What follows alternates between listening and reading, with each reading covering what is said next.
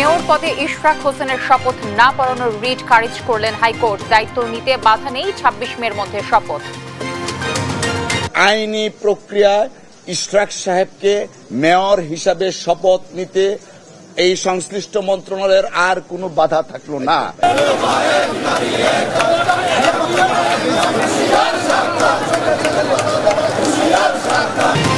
ইশরাকের পক্ষে রিটের আদেশ আশায় সড়কে অবস্থানকারী সমর্থকদের উচ্ছ্বাস। শপথ না পড়ানোর পর্যন্ত রাজপথে থাকার ঘোষণা। এখানে আমাদের তো এটা রিট কোর্টে থেকে আমাদের পাস করাই, এটা তো আমরা ন্যায্যটা পাইছি। তার ন্যায্য অধিকার যে ফিরে পেয়েছে, এজন্য আমরা দেশবাসী, ঢাকাবাসী গর্বিত। ঢাবি শিক্ষার্থীর সাম্য হত্যার বিচারের দাবিতে ফের শাহবাগ এলাকা অবরোধ, ছাত্রদলের বন্ধ যান চলাচল, ভোগান্তিতে নগরবাসী। আন্দোলন আর বৃষ্টি জলবদ্ধতায় রাজধানী জুড়ে তীব্র যানজট, চরম ভোগান্তিতে অফিস ও স্কুলগামীরা। কার্যকর উদ্যোগ নেওয়ার দাবি। দেশের বাইরে যে কিছু একটা হইলে আন্দোলন, কিন্তু আমরা সাধারণ জনগণ যারা আছে আমরা তো ভোগান্তির মধ্যে আছে ভাই। আমরা যারা আছি এই শহরে বসবাস করি, তারা এরকম অনেক সমস্যা জর্জরিত, বাট সংশ্লিষ্ট যারা কর্তৃপক্ষ যারা দেখভালের দায়িত্ব, তারা কিন্তু ওই পর্যন্তই। মানবিক করিডোরের নামে দেশকে যুদ্ধক্ষেত্রে ঠেলে দেয়ায় নিরাপত্তা উপদেষ্টার পদত্যাগ দাবি। সরকারের নিরপেক্ষতা নিয়ে প্রশ্ন। ঈদুল আজহার জন্য দ্বিতীয় দিনের মতো অনলাইনে বিক্রি হচ্ছে ট্রেনের অগ্রিম টিকিট। আজ দেয়া হচ্ছে ১ জুনের টিকিট। এবং বন্দুকধারীর গুলিতে ওয়াশিংটন ডিসিতে ২ ইসরায়েলি কূটনীতিক নিহত। ট্রাম্প নেতানিয়াহুর নিন্দা। সন্দেহভাজন এক ফিলিস্তিনি আটক।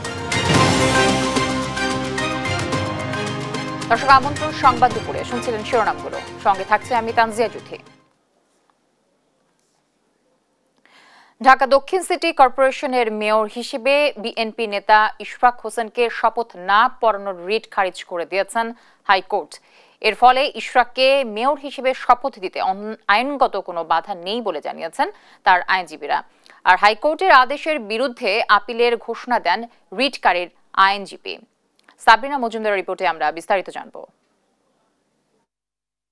কয়েকদিন ধরে আলোচনার কেন্দ্রে বিএনপি নেতা ইশরাক হোসেনের মেয়র হিসেবে শপথ ইস্যুটি। একদিকে তার কাছে দায়িত্ব হস্তান্তরের দাবিতে চলছে বিক্ষোভ, আরেকদিকে মেয়র হিসেবে শপথ না পড়ানোর নির্দেশনা চেয়ে করা রিটের শুনানি।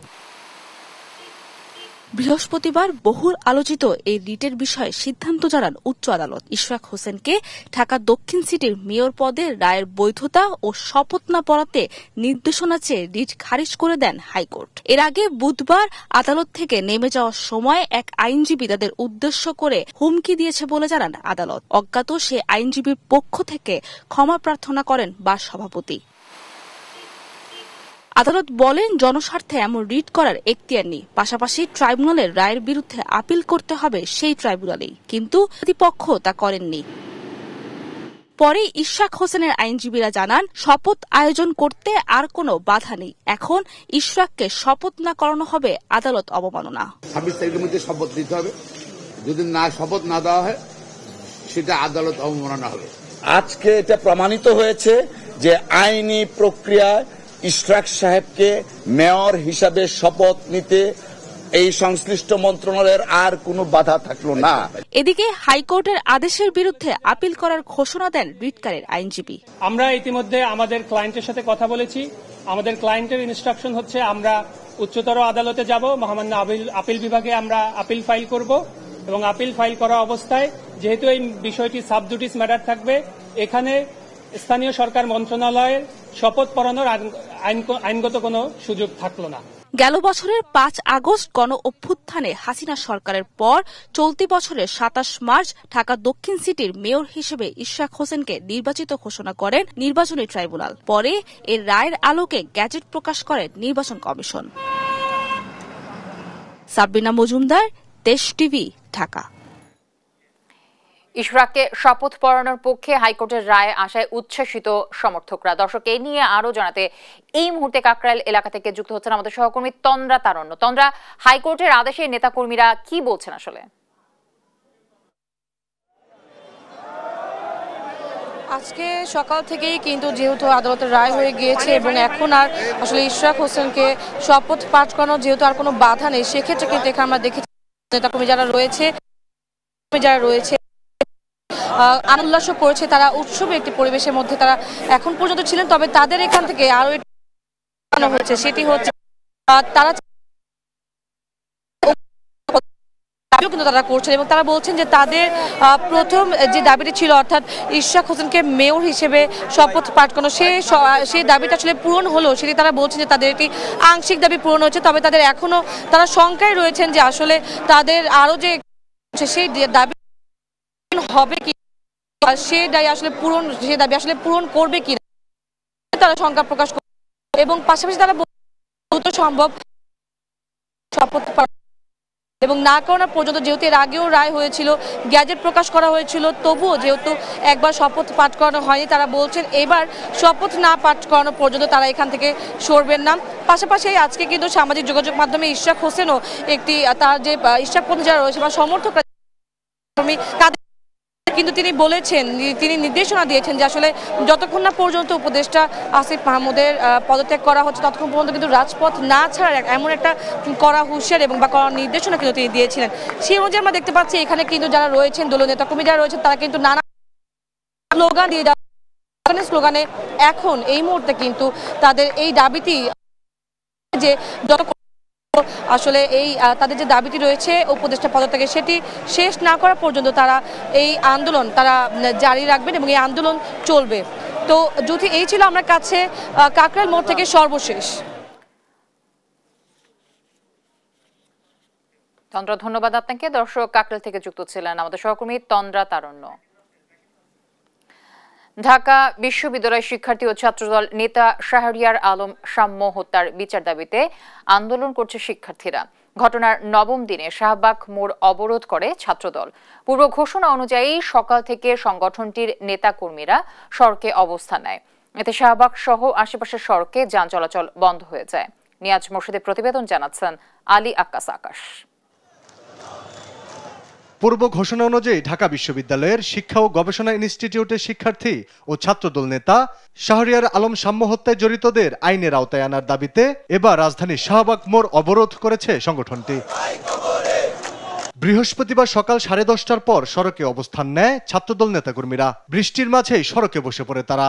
এতে বন্ধ হয়ে যায় শাহবাগ সহ আশেপাশের সড়কে যান চলাচল। নেতাকর্মীরা বলছে সাম্য হত্যার বিচার ও প্রকৃত দোষীদের গ্রেপ্তার না করা পর্যন্ত কর্মসূচি চলবে।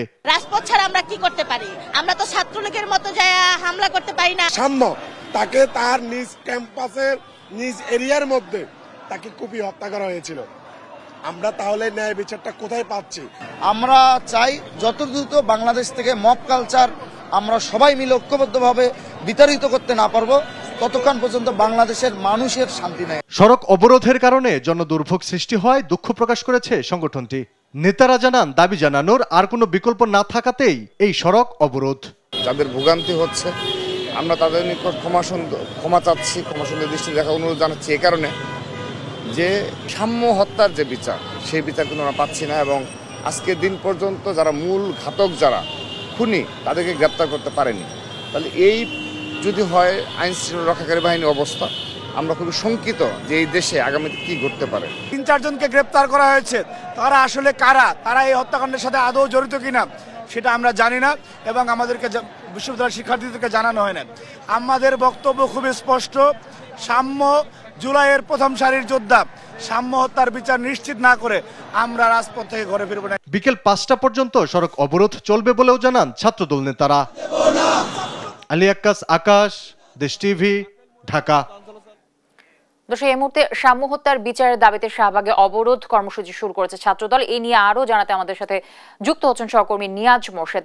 নিয়াজ, এই মুহূর্তে আসলে শাহবাগ এলাকার পরিস্থিতি কেমন দেখছেন এবং কারা কারা উপস্থিত আছেন, নেতাকর্মীরা কি বলছেন আসলে এই নিয়ে?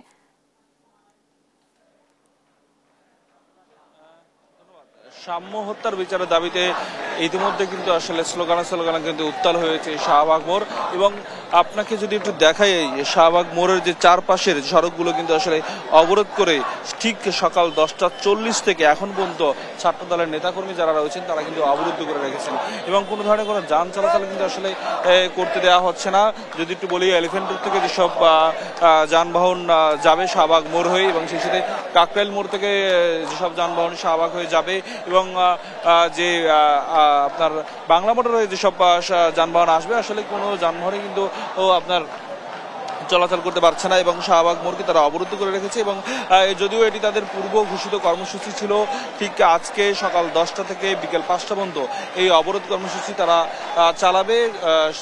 ঢাকা বিশ্ববিদ্যালয়ের যে শিক্ষার্থী, সেই পাশাপাশি ছাত্র দলের কর্মী সাম্য হত্যার বিচারের দাবিতে এবং সেই সাথে সাম্য হত্যার যারা হত্যাকাণ্ডের সাথে যারা জড়িত রয়েছে তাদেরও আসলে আপনার গ্রেপ্তারের দাবি তারা জানিয়েছে। এবং যাদেরকে ইতিমধ্যে প্রশাসন গ্রেপ্তার করেছে তারা আসলে সাম্য হত্যার সাথে সরাসরি জড়িত কিনা সেই বিষয়টি আসলে স্পষ্ট করার দাবি তারা জানিয়েছে। এবং সেই দাবিটি এখন পর্যন্ত কিন্তু আসলে অবরোধ কর্মসূচি পালন করছে। এবং আপনি দেখতে পাচ্ছেন যে আসলে বিভিন্ন ঢাকা বিশ্ববিদ্যালয় যারা ছাত্র দলের নেতাকর্মী ছাড়াও আপনার আশেপাশের বিভিন্ন এলাকা থেকে আসলে আপনার যারা ছাত্র দলের নেতাকর্মী তারাও কিন্তু এখানে এসে জড়ো হয়েছেন এবং বিভিন্ন কলেজের এবং বিশ্ববিদ্যালয়ের যারা ছাত্র দলের নেতাকর্মী তারাও এখানে কিন্তু অবস্থান করছেন।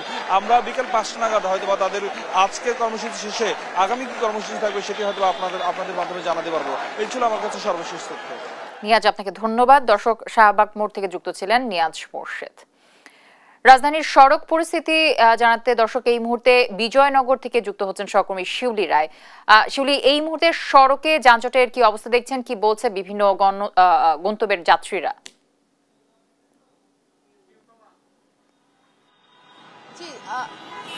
আপনি যেমনটি বলেছেন, আমি কিন্তু এই মুহূর্তে অবস্থান করছি রাজধানীর কারণ বাজারে, ঠিক মেইন পয়েন্টটাতে। এবং আপনাদেরকে যদি দেখাতে চাই, সেটা হচ্ছে আমার পিছনে দেখতে পাবেন যে ভয়াবহ চরম প্রকারের আপনার যানজটের কিন্তু আসলে রাস্তাঘাটে প্রচুর পরিমাণে যানজট। এবং এই যানজটের কারণ যদি আমি আপনাদেরকে বলি, সেটা হচ্ছে সকাল থেকে অতীব মাত্রায় বৃষ্টিপাতের কারণে কিন্তু আসলে আমাদের ঢাকা শহরে কিন্তু জায়গায় জায়গায় রাস্তায় জলবদ্ধতা তৈরি হয়। এবং সেই পাশাপাশি বৃষ্টির তো একটা অতীব মাত্রায় বৃষ্টি হয়েছে, সেটার তো একটা কারণ আছেই যানজটের মূল কারণ। সেটা এর মধ্যেও বলে রাখি, বিগত কয়েকদিন ধরেই কিন্তু আসলে রাজধানীর শাহবাগে ঢাকা ভার্সিটির যে ছাত্র, সেই সাম্য হত্যার দাবির বিচারের জন্য কিন্তু শাহবাগে অবরোধ করা এবং নগর ভবনে এখানে ঢাকা শহরে মেয়র ইশরাকের দাবির কারণে, মেয়রত্বের দাবির কারণে যে অবরোধ করা, সেই ঢাকার কিছু কিছু জায়গায় যদি আসলে অবরোধ করা হয় বা অবস্থান করা হয়, বা সেই কারণেও কিন্তু কিছুদিন যাবৎ ঢাকা শহরের নগরবাসীরা কিন্তু যানজট গিয়ে এই যে ভোগান্তি, চরম ভোগান্তি, সেই ভোগান্তির মুখে পড়ছে। তো সেটার সাথে আসলে আবার যুক্ত হলো যেটা আজকে সকাল থেকে বৃষ্টি, সেই বৃষ্টির কারণেও কিন্তু জনগণের আসলে ভোগান্তি তৈরি হয়েছে এবং তাদের এক জায়গা থেকে আরেক জায়গায় আসতে অনেক সময় গিয়ে ব্যয় হচ্ছে তাদের জীবন থেকে। তো আপনারা দেখতে পাবেন যে কারণ বাজারের যে সিগন্যাল, সেই সিগন্যাল থেকে একদম ফার্ম গেটের লাস্ট মাথা পর্যন্ত, এবং আমার এই ডান দিকে যদি দেখাই, সেটা হচ্ছে আপনার এই সিগন্যালের মাঝখান থেকে বাংলা মোটর এবং শাহবাগ পর্যন্ত প্রচুর পরিমাণে কিন্তু রাস্তা একদম ভরা এবং যানজট, এবং মানুষরা কিন্তু আসলে তারা গাড়ি ঘোড়া এবং সব কিছু জায়গা থেকে সেই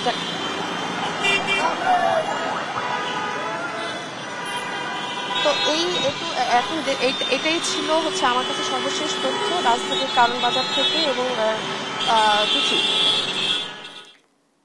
শিউলি, আপনাকে অসংখ্য ধন্যবাদ। দর্শক, আক্রাইল মোড় থেকে যুক্ত ছিলেন শিউলি রায়। নাগরিকত্ব ইস্যুতে বিএনপির ভারপ্রাপ্ত চেয়ারম্যান তারেক রহমানকে নিয়ে বিশেষ উপদেষ্টা ডক্টর খলিলুর রহমানের মন্তব্য দুর্ভিসন্ধিমূলক বলে মন্তব্য করেছেন দলটির সিনিয়র যুগ্ম মহাসচিব রুহুল কবির রিজভী। ডক্টর খলিলুর রহমানকে করিডর চ্যানেল বন্দর বিদেশিদের হাতে তুলে দেওয়ার কুশীলভ উল্লেখ করেন রিজভী। নয়াপল্টনে দলের কেন্দ্রীয় কার্যালয়ে সংবাদ সম্মেলন করে এসব বলেন রুহুল কবির রিজভী। বলেন, ডক্টর খলিলুর রহমান দেশি বিদেশি কারো স্বার্থ হাসিলের চেষ্টা করছেন। গণতন্ত্রের স্বার্থে অন্তর্বর্তী সরকারকে বিএনপি যে সমর্থন দিয়ে যাচ্ছে তার গুরুত্ব সরকার অনুধাবন করতে পারছে না উল্লেখ করে রিজভী বলেন, অন্তর্বর্তী সরকারে কেউ কেউ বিএনপির পায়ে পা লাগিয়ে ঝগড়া বাঁধাতে চাচ্ছে। ডক্টর খলিলুর রহমান মানবিক করিডোরের নামে দেশকে যুদ্ধক্ষেত্রে পরিণত করার চেষ্টা করছে বলে অভিযোগ করেন। অবিলম্বে নিরাপত্তা উপদেষ্টার পদ থেকে তাকে সরিয়ে দেওয়ার দাবি জানান রিজভী। ডক্টর খলিল তার নিজের পক্ষে ওঠা প্রশ্নের জবাব না দিয়ে পলাতক স্বৈরাচারের মতো তারেক রহমানের বিপক্ষে প্রোপাগান্ডার পথ বেছে নিয়ে জনগণের দৃষ্টি ভিন্ন খাতে প্রবাহিত করার অপচেষ্টা জনগণ মেনে নেবে না। মানবিক করিডোর বা চ্যানেল নামে বাংলাদেশকে যুদ্ধক্ষেত্রে পরিণত করার পায়তারা করা হচ্ছে। তিনি বাংলাদেশকে অস্থির করার পরিকল্পনা করছেন। ডক্টর খলিলকে অবিলম্বে জাতীয় নিরাপত্তা উপদেষ্টার পদ থেকে সরিয়ে দিয়ে দেশে বিদেশে তার অবস্থান সম্পর্কে সম্পূর্ণ তথ্য দেশের জনগণের সামনে হাজির করতে হবে। জ্ঞাত আয়ের বহির্ভূত সম্পদ অর্জনের মামলায় কারাদণ্ডাদেশের বিরুদ্ধে বিএনপির ভারপ্রাপ্ত চেয়ারম্যান তারেক রহমানের স্ত্রী জোবায়দা রহমানের আপিলের প্রথম দিনের শুনানি শেষ হয়েছে। পরবর্তী শুনানির জন্য ২৬ মে দিন ধার্য করেছেন হাইকোর্ট। বিচারপতি মোহাম্মদ খোরশুজ্জামানের একক হাইকোর্ট বেঞ্চে এ শুনানি হয়। গেল ১৪ মে জোবায়দা রহমানের আপিল গ্রহণ করেন হাইকোর্ট। আপিল নিষ্পত্তি না হওয়া পর্যন্ত জামিন দেন তাকে। একই সঙ্গে জোবায়দা রহমানকে বিচারিক আদালতের দেয়া অর্থদণ্ডাদেশ স্থগিত করেন হাইকোর্ট। শুনানিতে জোবায়দা রহমানের আইনজীবী দাবি করেন, এই মামলায় তারেক রহমান ও তার স্ত্রী জোবায়দা রহমান খালাস পাবেন। আইন মেনে তাদের দণ্ড দেয়া হয়নি। বা এই মামলার চার্জশিটে বা এই মামলার সাজায় কোথাও কথা বলা নাই যে উনি অসাধু উপায়ে কোনো সম্পত্তি অর্জন করেছেন। কাজেই আইনের দিক থেকেই আপনার এই মামলাটা রক্ষণীয় না এবং এই জাজমেন্টটা টিকতে পারে না। Up to this extent we have submitted today before the honourable court. Next session আছে মানডে এট 2, ওই দিন আমরা বাকি আর্গুমেন্ট করব। আমরা প্রত্যাশা যে আমরা এই মামলায় শুধু জোবায়দা রহমান একা না, তারেক রহমান সাহেব এই মামলা খালাস হবে, যেহেতু এটা আইনি প্রক্রিয়া অনুসরণ করে এই মামলার বিচার হয়নি। স্থানীয় সরকার উপদেষ্টা আসিফ মাহমুদ সজীব ভূঁইয়ার সাবেক এপিএস মোয়াজ্জেম হোসেন দুদকে জিজ্ঞাসাবাদের সব অভিযোগ অস্বীকার করেছেন। বৃহস্পতিবার বেলা 11:30টার পর দুদকে প্রবেশ করেন তিনি। বেলা 1টার দিকে বের হয়ে তিনি সাংবাদিকদের বলেন, দুদকের তদন্তে সব ধরনের সহযোগিতা করবেন। 5 অগস্টের আগে তার কেমন সম্পদ ছিল আর এখন কতটুকু বেড়েছে তা খতিয়ে দেখার আহ্বান জানান মোয়াজ্জেম হোসেন। সড়ক ও জনপথ, গণপূর্ত ও প্রাণী সম্পদ মন্ত্রণালয়ে জড়িয়ে যেসব অভিযোগ আনা হয়েছে তা সম্পূর্ণ মিথ্যা বলে দাবি করেন তিনি।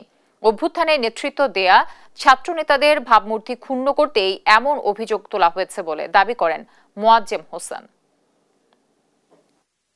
আমার পুরো ফ্যামিলি, আমার ভাই বোন, আত্মীয়স্বজন যারা আছে 5 আগস্টের পরে এবং 5 আগস্টের আগে কার কি পরিমাণ সম্পদ ছিল, কার কি সম্পদ আছে বা বাড়ছে, এটা তো আমরা তদন্ত করবো অবশ্যই, বা রাষ্ট্রীয় ব্যবস্থা নেয় আর কি। তো আমি বললামই তো যে এগুলো সম্পূর্ণ ভিত্তিহীন। সো আমি যারা ইনভেস্টিগেশন করতেছে আমি তাদের উপর আস্থা রাখি, তারা ইনভেস্টিগেশন করুক, করলে সত্যতা বেরিয়ে আসবে আর কি। কুড়িগ্রামে নদ নদীর পানি বৃদ্ধি পাওয়ায় ব্রহ্মপুত্র, ধরলা ও তিস্তা নদী তীরবর্তী এলাকায় ভাঙন দেখা দিয়েছে। এতে চরম উৎকণ্ঠায় নদী পাড়ের বাসিন্দারা। দ্রুত ভাঙন রোধে ব্যবস্থা নেয়ার দাবি তাদের। সহকর্মী জুয়েল রানার তথ্য ও ছবিতে জানাচ্ছেন সালমা জাহান। বর্ষা শুরুর আগেই ব্রহ্মপুত্র, ধরলা ও তিস্তা পাড়ে শুরু হয়েছে ভাঙন। নদীতে বিলীন হচ্ছে উলিপুর উপজেলার বেগমগঞ্জ ইউনিয়নের মোল্লারহাট, রসুলপুর সহ কুড়িগ্রাম সদর, চিলমারি, রাজারহাট ও রৌমারী উপজেলার বেশ কিছু এলাকা। গেল কয়েকদিনে এসব এলাকায় নদীগর্ভে বিলীন হয়েছে শতাধিক বাড়িঘর, আবাদি জমি সহ গাছপালা। ভাঙনে হুমকির মুখে পড়েছে রাস্তাঘাট, শিক্ষা প্রতিষ্ঠান, মসজিদ, মাদ্রাসা, কমিউনিটি ক্লিনিক সহ বিভিন্ন গুরুত্বপূর্ণ স্থাপনা। দ্রুত সময়ে এসব এলাকায় ভাঙন বন্ধে ব্যবস্থা নেওয়ার দাবি ভুক্তভোগীদের। সুন্দরভাবে এই নদীটা যেন আমাদের অস্থায়ীভাবে বাদ করে দিয়ে আমরা সুন্দরভাবে বাল বাচ্চা নিয়ে যেন করে থাকতে পারি, এটা আমাদের আবেদন, দাবি, জোরে বলছি। আমি নদী 4বার ভাঙলো বাড়ি, টানতে টানতে এই পর্যন্ত আইছি, আর কদ্দূর যাবো, আর এর মুরা জমি টমি আমার নাই। বাগানে খুব আমার আছে, জমি জমা কিচ্ছু নাই, একবারে হাত বাঁধা গা বসে রয়েছি, মানুষের আস্তে আস্তে করে রয়েছি। ভাঙতে ভাঙতে ইউনিয়নের 80% ভাঙে নদীর গর্ভে চলে যায়, আর মাত্র 20%। আমি এই 20% রোধের জন্য সরকারের বিভিন্ন দপ্তরে গিয়েছি, পানি উন্নয়ন বোর্ড, জেলা প্রশাসক, ইউনো, মিডিয়া, কোনো কাজ হয়নি। 10 থেকে 12টি পয়েন্টে নদ নদীর ভাঙনের কথা স্বীকার করে প্রয়োজনীয় ব্যবস্থা নেওয়ার কথা জানান পানি উন্নয়ন বোর্ডের এ কর্মকর্তা। কুড়িগ্রাম জেলার নদ নদীর পানি বৃদ্ধি পাচ্ছে, বর্তমানে বিপদসীমার নিচ দিয়েই প্রবাহিত হচ্ছে। তবে আগামী 3 থেকে 5 দিন পর্যন্ত এই পানি বৃদ্ধি অব্যাহত থাকবে বলে আমাদের বন্যা পূর্বাভাস কেন্দ্র থেকে আমরা জানতে পেরেছি। হবিগঞ্জ বাজারের একটি পুরনো জরুরি কাজ আছে, সেটি মেরামতের জন্য আমরা অনুমোদন পেয়েছি। এর বাইরেও ধাপে ধাপে আমরা জরুরি কার্যক্রমের মাধ্যমে সেই ভাঙনগুলো রোধ করব। বন্যার আগেই ভাঙন প্রতিরোধে দ্রুত ব্যবস্থা নেবে প্রশাসন, প্রত্যাশা নদীপাড়ের বাসিন্দাদের। নিউজ ডেস্ক, দেশ টিভি।